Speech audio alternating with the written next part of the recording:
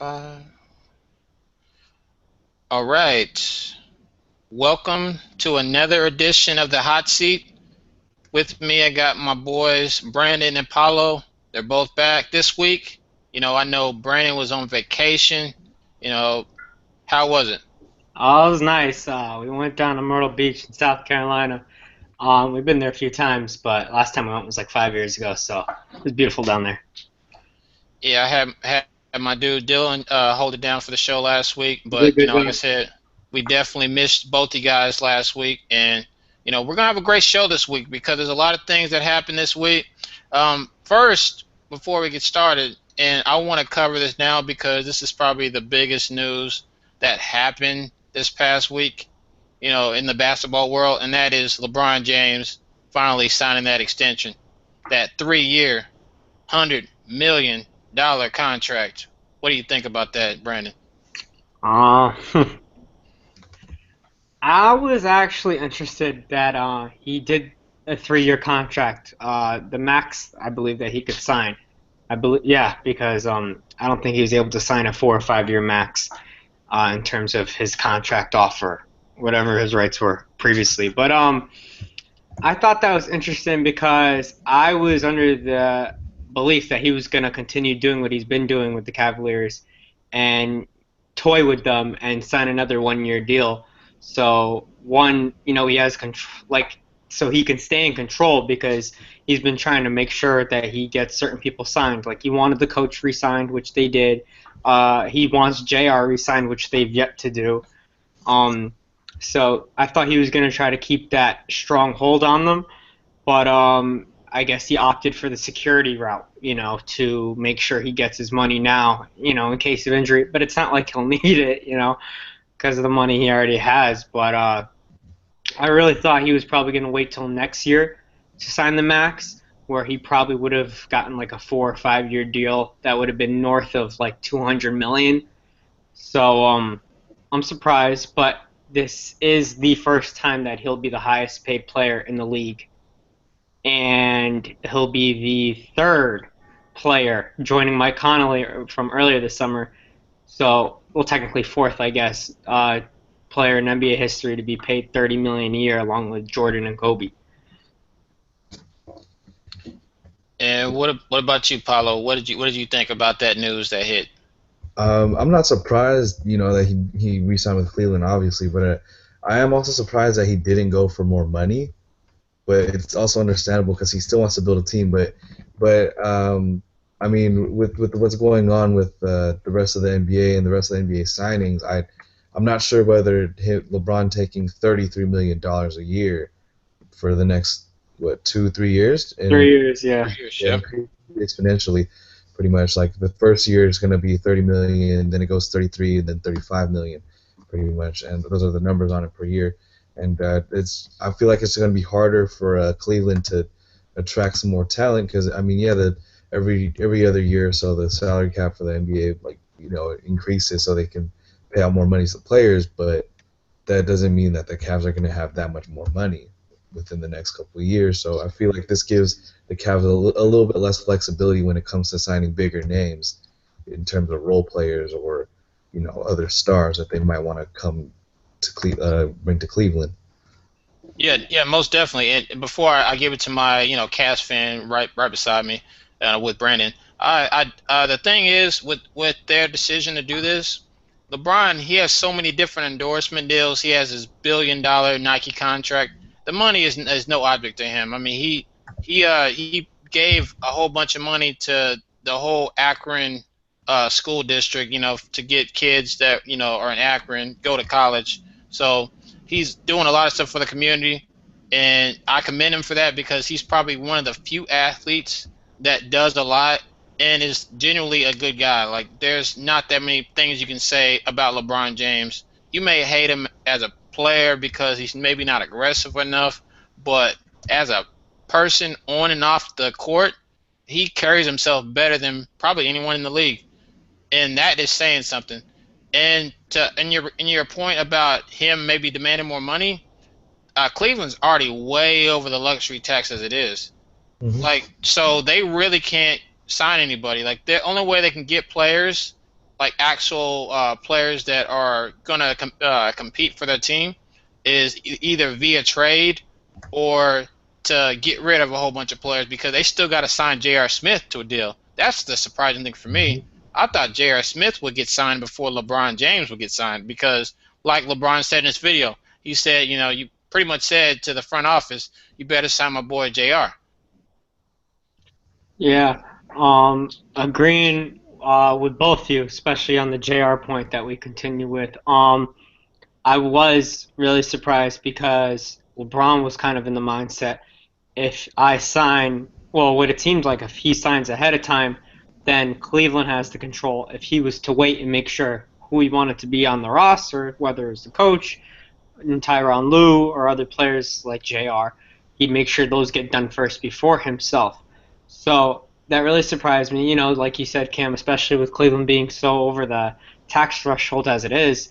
I mean, JR was wanting about. I mean, we had Cleveland had this issue last year with JR Smith in the off season after he had been there. He came from New York, and I believe he was on the last year of his deal, and he wanted a larger deal, and Cleveland was hesitant on that. I mean, they waited about the same amount of time to. Well, they still haven't signed Jr. yet, but they waited a long time last summer to sign Jr. And and they had to talk him down what he wanted then, and now again, I mean, after they won the championship, usually players on championship team, no matter how they perform, and he did perform pretty good in the season. The finals was a little spotty if he wasn't at home, but it's just surprising because he was wanting around 15 million a year or 15 million for 2 years, something of that sort, and Cleveland now has him talking in the neighborhood of 10 million. But I mean, is that even too much? Not that he's not worth it, but I mean, with what LeBron signed, can you afford it? I mean, Cleveland's lucky in the sense that he's made it clear that Cleveland's the only team that he wants to be around on the roster, that he's looking to them. But we've seen this in the past where players are like, "Oh, this is the team I want to be on," and then some other player gets signed before them and gets more money and takes away from the money they could be getting, and that could change things. And Jr. is no guy that takes over games with his ball handling ability like a Kyrie or could drive to the basket, but he is one of Cleveland's very few 3-point threats, like straight up just shooting, and they can't really afford to lose that. Yeah, they got Mike Dunleavy from the Bulls in a trade, but Jr. is their starting shooting guard, and it was just surprising that they would that LeBron would go for 3 million, 100 3 years, 100 million a year, and take the possibility of taking more money away from Jr. Yeah, I absolutely agree. Before we get to our next point, I absolutely agree with you on that point. And I definitely think that JR probably his wheels were starting to turn when he saw other guys that were getting paid the big bucks. Like, I mean, we're talking about players that I'm sure that you probably had a Google search just to find out who they really were. I mean, we had that Mozgov contract with LA, and Mozgov didn't do much for Cleveland this season, and that contract was humongous. But yeah, most definitely. So we're going to move on to our next point, and this is about Alex Rodriguez possibly playing his final game in Major League Baseball and definitely his final game with the New York Yankees. I want your thoughts on, do you think that A-Rod didn't get the support from the Yankees fans that he should have? Because I'm not sure if you guys have been following baseball this year, but the Boston Red Sox actually gave him more um, of a just a proper send off than the Yankees did. Hmm. Um. Okay. All right. So do I think that they gave him do I think that the fans supported him the way they should have? Yes. Um. I guess it's open for interpretation because I mean, they made him one of the highest paid players in baseball. I mean, years back when they had first brought him to New York, and with the hopes of winning multiple championships and building on their dynasty. Yeah, they won one. What was the year? '08? I'm probably wrong. Um. Anyways, they did bring one in, and everybody was quick to cheer, and be applauding him, when they were doing well. And then, just a few years ago, there's the scandal. Oh, he's, been doing PEDs and all that, and people are quick to, jump off his bandwagon. And then all of a sudden, the Yankees are like, oh, he's not playing well for us. He's struggling fielding the ball. Um, his batting average is low. It's time, and it's no way really to like they're pretty much we're walking him out. It's either and they pretty much did. They released him from the team, and then the idea is to bring him in as a I forget like a coach Designated or hitter. what was that? Are you talking about as a consultant? Yes, as a Yeah. consultant, and that's their idea. So it's like, oh, we're releasing him as a player, but we still want him to be part of us. So it's kind of like them trying to save face from what they're really doing. Hmm. And do I believe it's the last game? Yeah, I do. I think that's it. Um, and that's no slight against him. I mean, barring the PEDs, I mean, numbers are numbers. He still had a great career. He's still, one of he's a pretty great hitter. I think I saw it on SportsCenter the other day. He's the only player in MLB history to have at least like 500 home runs with three different franchises, some number like that. Um, and it's impressive as it is, but it's also, I mean, it is his time. It's time for him to be done. But also, I think they should have just let him ride the season out. I mean, Yeah, we're looking. If you but look up, oh, go ahead. yeah, but do you think that he was 4 home runs away. He's at 696, home runs. You think that the Yankees should have let him ride it out because he's only 4 away from hitting the 700 club. There's only been 3 other players to do that. That is Barry Bonds, which I think should be in the Hall of Fame, and it's a travesty that he's not. You got Hank Aaron, who is in second place, and then you got Babe Ruth. And I think the Yankees didn't want him anywhere near Babe Ruth's home run, record, for the Yankees because, A-Rod, his best years were with the Texas Rangers. Most people don't. Most people know that, but I'm not. But the casual fan, his with his last few terrible years that he's had, people forget about those years. And the Rangers, to this day, are probably still upset with A-Rod. And he just is has never been celebrated. The moment he set foot in the Yankees, he just hasn't been that type of player for him.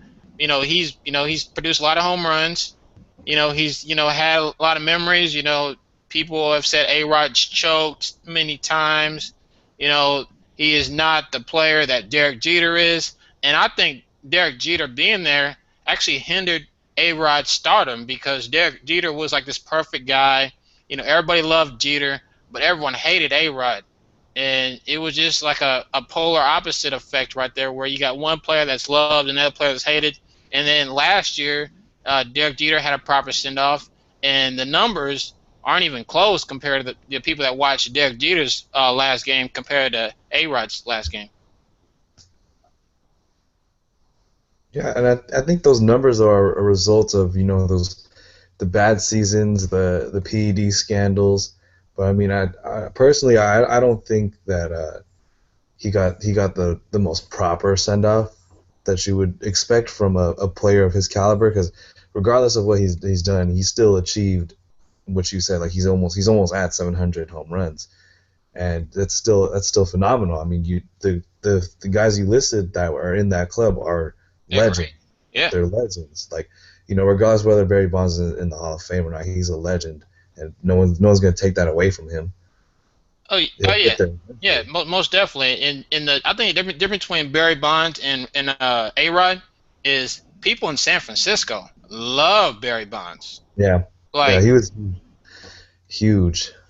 that's what I don't get. Like people, talk about the PEDs and stuff, but Barry Bonds was great before he took steroids. Nah. Well, A-Rod, we don't know how much steroid use affected his play, and that's why I think Barry Bonds should be in the Hall of Fame because like I said, he was great before and he was great after. So it's kind of like, I don't understand why baseball is hit on a higher standard than any other sport, because in NFL there's a lot of players that take steroids and stuff, and they're gonna get in the Hall of Fame if they're a great player.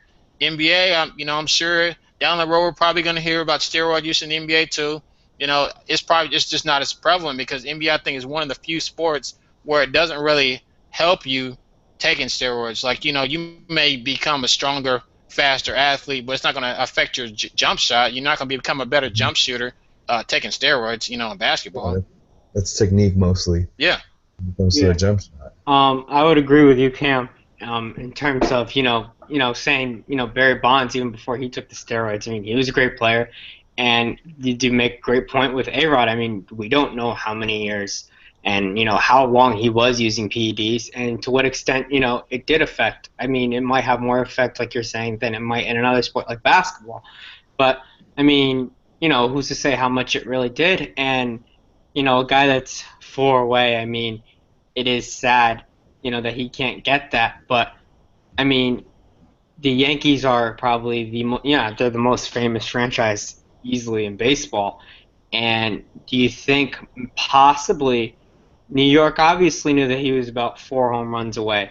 Do you think maybe they did it on purpose? Because yeah, he might have hit 700 home runs. Yeah, he would have been in that club, but people would have been putting maybe a little asterisk next to it because he used PEDs, even if some of the other ones had too. But maybe well, he was a Yankee. We don't want that kind of asterisk or like that kind of in the record books. A-Rod hit 700 home runs and he was a Yankee, and it's like, I think, to be honest with you, I think if the fans loved A-Rod like they did Derek Jeter, he would have got his 700 home runs. Like, they would have did just like they did Barry Bonds. Like, like in his last few years, I mean, people were rooting for him. I mean, like literally they had ESPN check-ins and stuff. I'm not sure if you remember that, when he was getting closer and closer to breaking Hank Aaron's record that year. And then when he finally broke Hank Aaron's record, they kept tuning in every time he hit another home run to further cement him ahead of Hank Aaron. And Hank Aaron was salty about it because he was like, this guy's taking steroids, yada yada yada. While Willie Mays loved Barry Bonds, when he passed his record, but Hank Aaron was just salty about it. And I feel like, just same thing with Roger Clemens. I feel like he should be in the Hall of Fame too. I didn't mention that earlier. He's a probably one of the greatest pitchers ever. Nolan Ryan is probably the best in my opinion. Mhm. But that's a whole nother discussion. But so we're gonna get to our next point, and that is talking about, do you guys think, and we talked about this last week, that the NFL Hall of Fame game should be moved to the first regular season game of the season? Because we Dylan and me, we talked about how it's a travesty that the fans are cheated, and especially Packers fans, because they travel, that they couldn't get a product out there, and the NFL had a whole year to get that whole stadium situation figured out, and they didn't get it done. And it's just a shame that Roger Goodell continues to not treat the NFL and its fans the right way, because the players are always getting cheated, the fans getting cheated, and it's just not, the fan love is not the same that it is in the NBA or even in Major League Baseball. Yeah, I feel like Roger Goodell is a little too hands-on with the NFL, especially in terms of, I guess, punishment of players. And I feel like the punishment shouldn't be handled out by him alone. It should be definitely handled by like a board or something, because the difference between Roger Goodell and say Adam Silver is Adam Silver has a huge say in what goes on in the NBA, but he doesn't have the complete authority. It's a little bit less. If we're going in terms of government systems, it's a less of a monarchy in the NBA than it is in the NFL. Because Roger Goodell is pretty much the king in the castle. Yeah. When it comes to NFL decisions, especially with player handlement, things like that. Now, I actually agree with your point, though. The Hall of Fame game should be the first game of the season, and I think that's probably it'd be a good open up for the season. Like, here are these guys who've achieved all this and whatnot, and then get ready for the next season and who's going to join them next. Yeah, they should. Oh, go ahead. Yeah, they should have an induction ceremony the day before, and then a Hall of Fame game on like a Monday, and then have the first games on a Thursday, and then have like the other games like on a Thursday, and then like the regular games on Sunday. That's what they should do. And that would be a great thing to have. And then ESPN can do their Monday night football thing that they do, and I think it'd be a win-win. But that's my opinion. Shoot, the commissioner should just email me, thank me for it if he ever watches this. He probably won't, because I'm a small town. We're a small town show, but it would definitely be good for the fans, and it'd make a lot of sense. So I'm gonna let Brandon speak because I kind of interrupted him a little bit. No, that's all right. So the 2 points. One, do I think he cheated them and the fans got cheated? Yes, I do. Yeah, they had the whole year to prepare for this. Well, they've had plenty of time to prepare for this. Now, was this a fault of Roger Goodell himself and those who were in charge of this?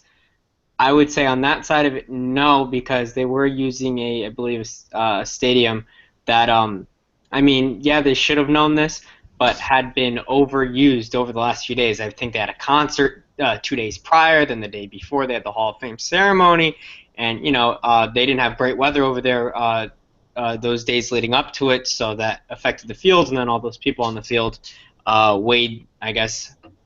deformed the field to an extent where Roger Goodell believed that, and the NFL believed that it was unsafe for the players. Now, I understand their side of canceling the game for that day because the field conditions weren't set. And it's putting the safety of the players at risk because, whether it's veterans that, like say Aaron Rodgers had, played game 1 of the preseason. He goes out there, first quarter, 3 minutes in, he's scrambling around, twists his ankle, tears an ACL, God forbid, knock on wood, and he's done for the season. Because if it's a preseason game. Now, I know you always run that risk because whether it's preseason or regular season, it's still football. You still have the ability to get hit by a defender, and you can still risk injury. But if you're going to be risking injury because of conditions due to the field, if you can avoid that, yes, maybe they should have rescheduled in some form or fashion. But wherever you are making that decision, it's difficult. If you say, okay, we're going along with the game, players can get hurt. And then it's like, oh, well, you let the game go on. And if he cancels the game, oh, well, you canceled the game on us. You could have rescheduled. And people bought plane tickets. People bought the ticket. Maybe that was the only Sunday they could. I believe it was a Sunday, or maybe I'm wrong. That they were going to have the game on, and other people couldn't go a different day. But that's the decision it went with. And I do agree that Roger Goodell kind of treats it like a dictatorship almost, and I also believe that he's constantly in quicksand because every time he tries to get out and make another decision, I think he's constantly trying to make bold decisions to try to save face and try to save himself from previous decisions, and it just makes it worse. I don't believe that he plans. He intends on doing things the way he does, but he didn't handle Ray Rice's situation well. I think the Greg Hardy situation took a little too long for them to deal with, even though it eventually did. And I think 4 games was too short for his suspension. Did that end up getting extended? I remember he had gotten a 4-game suspension. But No, not that I know of. it was only 4 games, so yep. I believe that that's too short. The Tom Brady situation, whichever your viewpoints of are of it, should he have got suspended? Your own views, probably. But the way everything was all handled, and that that happened, 2014? We're in 2016 now, so that wasn't handled well in itself. But back to the other point, do I believe that they should have the Hall of Fame game as the first game of the season? No. And here's why. Because I understand the Hall of Fame game is, even if maybe people feel that, the Hall of Fame game is more worthy than just a preseason game because of its, how much it means to the league itself, honoring past players, having the ceremony the day before and then having that. I agree with that they should, be honored and all that. But I don't agree with it being the first game of the season. and the first game of the season is held for the team that had previously won the Super Bowl, as the reigning champions, that host the home game, that continues that this is the last day they can show off, their rings, their banner drops, and they get to tell the world, one more time after, about 6 months of partying throughout the summer and rubbing it in everybody else's face that that they're the champions. And this is also, to signify like, okay, it's kickoff. Like, yes, it's the first game of the season, and we're in the beginning of the game. We're honoring the team that had just won, but it's also like, all right, here we go. Like, even with the first game of the season, we're seeing the trophy out there. It's like that almost signifies, yes, this is week one, but this is what we're all striving for, is this trophy. And I think that's just the best way to kick it off, and I think it should continue like that.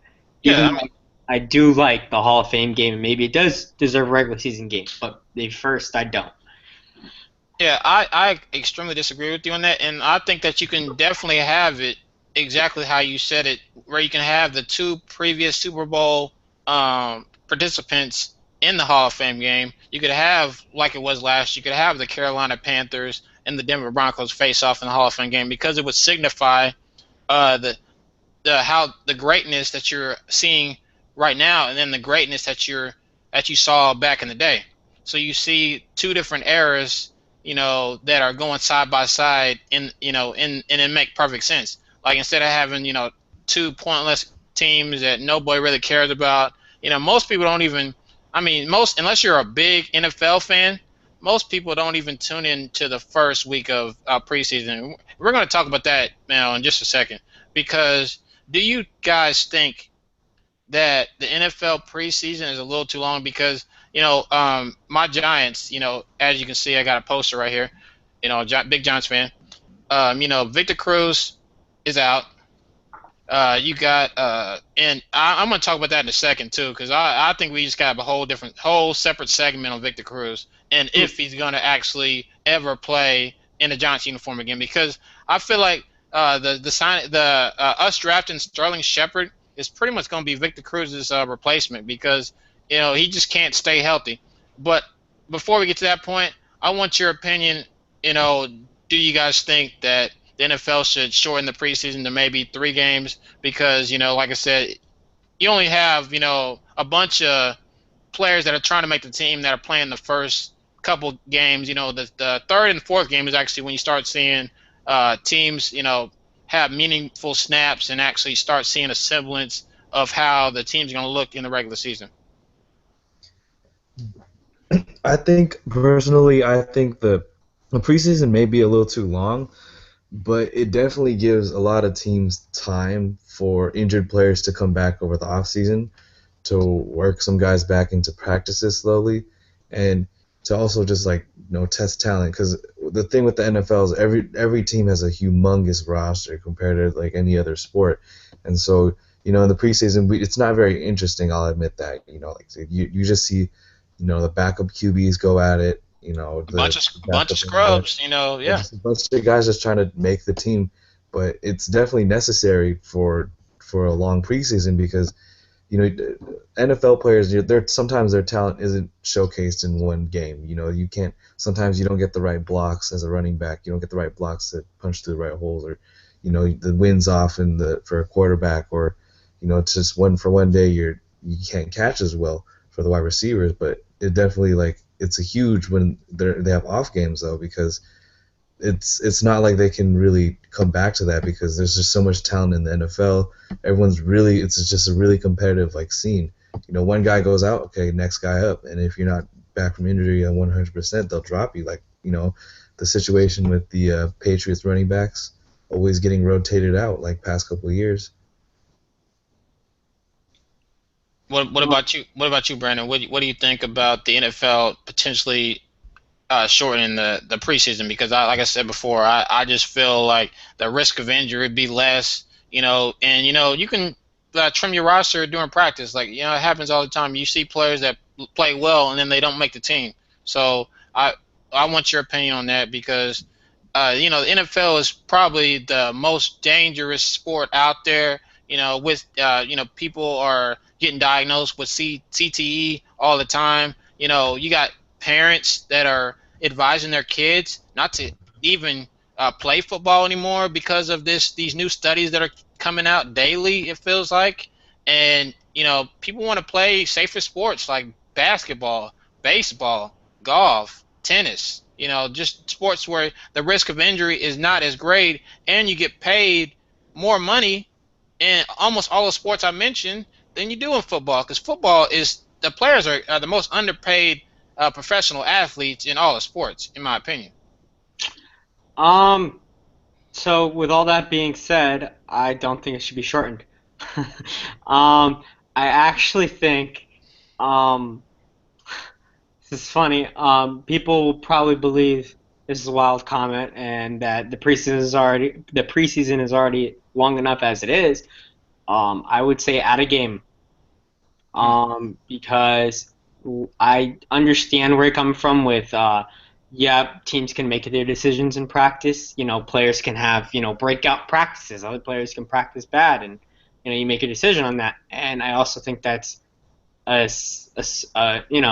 dicey way to make your decision because, I mean, you want good practice players because good practice players make great habits, and then, that kind of becomes, uh, like almost addicting for the other players on the team, and everybody else wants to step up their play, so they practice harder.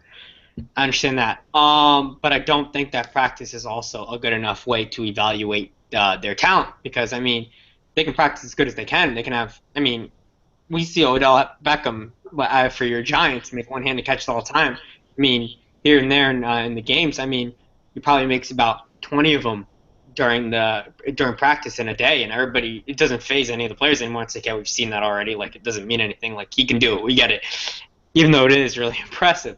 But I mean, the games are where you test how the player can do in that environment. That's where you're making your money. You're not making your money in practice. This is where who's who, who's better than who really stands out. And when I say adding a preseason game, I think that the players don't have enough time to showcase their talents because, to Paulo's point, there's so many players per roster compared to other sports. I mean, how often are some of these guys getting out? I mean, say it's a preseason game and say there's a corner for one team and he's going up against Antonio Brown. And it's like, all right, here's your chance. We need you to go cover their number one wide receiver. And Antonio Brown does a double move, and all of a sudden he catches, he breaks the guy, and he goes 80 yards for a score. And that player gets taken out the game, and he doesn't play again. And it's like, you know, he got taken out. Yeah, he messed up. He maybe could have prepared better, but it's Antonio Brown. He does that to the best people.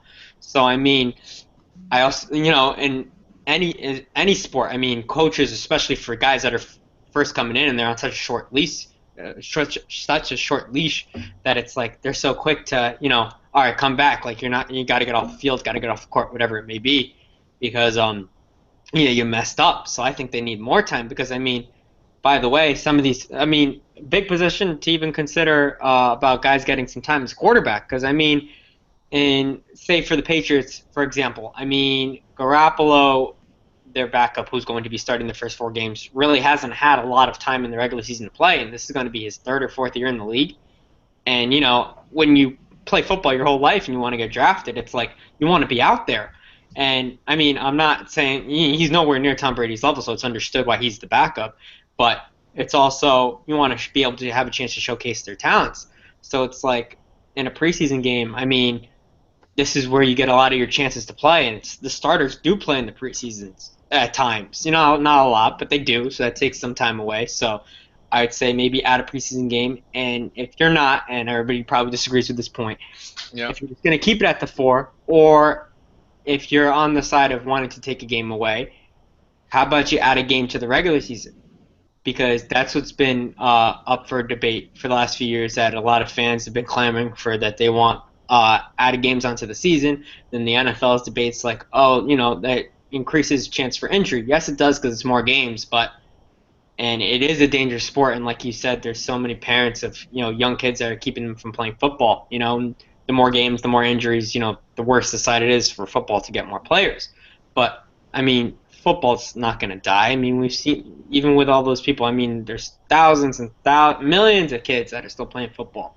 So I mean, yeah, the number decreases, but not enough to like make the sport, in danger, dying out. Right. Um, So but when you sign up for a sport like that, I mean, that's the case you have. yeah, yeah, most definitely. I actually agree with your point about adding a game or two. And that, I mean, I think that they should, like I said, get rid of 2 preseason games, add a game or two to the regular season, and they can do like the NBA, where the first 20 or so games is just getting them in shape, for the season. And the NFL would be the first 2 or 3 games. And I feel like that'd do the same thing as the preseason. And they could, get rid of players, add players, do that type of stuff. But since we're running short on time, I want to ask you guys a couple questions about who do you guys think is going to be the rookie of the year, offensive rookie of the year? Do you think it's going to be Ezekiel Elliott, Sterling Shepard, or somebody else? For me, it's a tough pick at the moment. I normally I can't really get a grasp on the talent of this draft because I personally didn't really watch the draft, Okay. and I'm mostly going to be waiting for the season to start. Probably like normally around week 4 or week 3 is when I start like getting a picture in my head of who's really going to be out there and uh, probably who's going to take the award itself and who's going to be the next star. Because we can all speculate for the moment and how they do in the preseason games, but it doesn't really matter until the real thing comes out. All right. So Brandon, one answer. Who do you think is going to be? If Romo is healthy, it will easily be Ezekiel Elliott.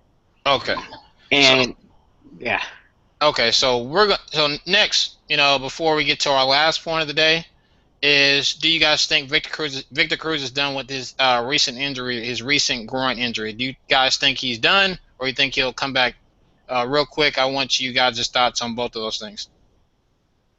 I think he'll be fine, but I don't think he'll come back for the Giants. I think maybe the Giants will, let him go because, as you said earlier, they did draft pretty much his replacement.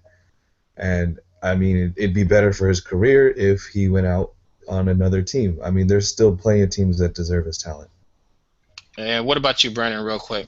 I think the thought of the threat that we still, hope to see of both Victor Cruz and Odell Beckham both healthy on the field at the same time is just too enticing for the Giants to give up on it just yet. Uh, I mean, maybe he'll get in the season, he'll play a few games, but possibly if he has another big injury, it's probably done in New York. Okay, and our last point of the day, and I actually wanted to talk about this the first topic of the show, but I know it probably would have ruined the flow of the show. But I want you guys your thoughts on Ryan Lochte saying that he got robbed at gunpoint because the story keeps changing every day. Like at first he was saying that there was a gun pointed at his head, and he was like whatever, and I was like, I don't know about you, but if someone has a gun to my face, I'm not gonna be nonchalant and acting cool and calm, Yeah. in a country that I'm not from because, uh, his white privilege is not gonna work in Brazil. Now these people are mobsters; they will kill you. You're not in America. Uh, I mean, I heard about the story. I haven't read too much into it. I'm not so familiar with, how many changes he's made to it or what the changes have been. But I don't really know what happened. I mean, obviously he felt some type of way about something. Is he an idiot to not give his wallet to them immediately and pretty much question him and be like, I'm not giving my wallet to you. I'm not, doing this, that, or whatever. Yeah, if they're police, whether they're police or not, give your stuff away. Do you think that I mean, he endangered himself and 3 other swimmers. Do you, would you, if you were him, would you just give up your stuff and be like, no, my life is not worth me, you know, dying today because I have so much pride in myself. Uh, I think if if the story rings true to what they say, then yeah,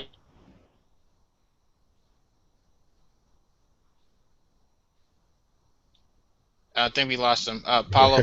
Yeah, well, to continue off what he's saying, I mean, if the story is true, then I mean, honestly, I think he's being a little foolish with that. I mean, there's a gun pointed to your head. I mean, that it kills people in like half a second. Like, come on, think about it. Like, if I was in his position, that money would be nothing to me. I'm a professional swimmer.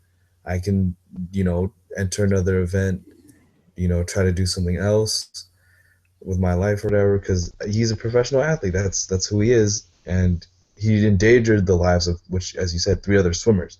Like there's three other people with you. Okay, just give it up right there. You guys obviously aren't armed. You're Olympic athletes. You're gonna be fine. You don't need to try to stand up to somebody with a gun. I mean, if they have a gun, they obviously want just your money and they want to leave after that. If they're gonna do something more than that, then there would be more to the story. But Agreed. And our last point of the day before we go, and I want you guys' quick opinions on this as well, because like I said, we're running short on time. What do you guys think of Michael Phelps and Simone Biles killing it, winning multiple gold medals? And what event are you most excited to see that's left? I'm pretty proud of Michael Phelps and Simone Biles. Like honestly, it's pretty impressive showing, and especially for Michael Phelps. I mean, everyone says it's his retirement, but they were saying that the last time he swam too. So, we'll see what happens there because I think he can. He showed that at his age still he can still dominate. So I feel like he has another maybe one more Olympic run left in him. But we'll see. Same thing with Simone. I mean, she's probably going to be still pretty great. And the only thing I'm really looking forward to now is pretty much the finals for the basketball tournament, pretty much for the Olympics. I mean, that's the main thing I've been following on, minus the Phelps swimming. And I'm just looking forward to see that because we all know the U.S. is going to make it to the finals. Yep. And But what about imagine who else makes it there. you, Brandon? Real quick, what's your thoughts? Agreeing with Paulo, I'm proud of both of them. I probably think that Phelps is done because I don't know, what a gold medal will mean to him at this point. I mean, he has so many of them already, and I liked it because it was almost as if he was handing off the proverbial torch off to Simone, as if he's retiring and he's been viewed as one of the best Olympic athletes, if not, the best Olympic athlete, at least the most decorated athlete, and passing it off to Simone Biles, who's believed to be, the next, the next one coming up, supposed to be the best in her field and what she does. So I like that part of it. And what I'm looking for next, again, agreeing with Paolo, it's probably going to be the basketball championship. I know they played well today, but this last week they were faltering a little bit. So maybe this might give They the played final terrible. more interesting. Don't even sugarcoat it. They were absolutely dreadful out there. And I think the problem is that they don't have a point guard or a floor general out there, and that's why they're playing so bad. But like I said before, and even though Lithuania got beaten by 50 points, I'll say it again. I think Lithuania is going to win the gold medal. You guys can troll me all you want.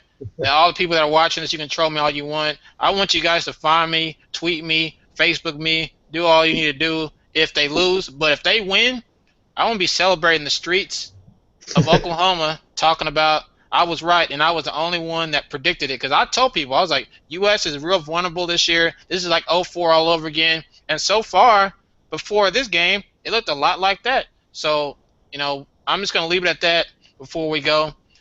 But I want you guys to know that I'm real appreciative of you guys supporting our show. Last show, we had the most viewers ever. I miss both you guys. I know most of my fans, audience members, they definitely miss you guys. And I want you guys to know that, once we have a couple more shows, I want to start doing giveaways so that you guys can be more involved. And the people who watch the show, you can ask a question, and if you get it right, or if we just think that we just want to give some away, we'll give some away to you guys. But before we go, I want to have Brandon and Paulo plug their social media accounts so you can follow them if you want to check out more of the stuff. Well, if you want to, add me on Facebook, it's just my My full name, Paulo Gennaro Pangilina. I have an Instagram, but I rarely use. But you can find me there at PGSPANGILINAN. Pretty much my last name. So yeah.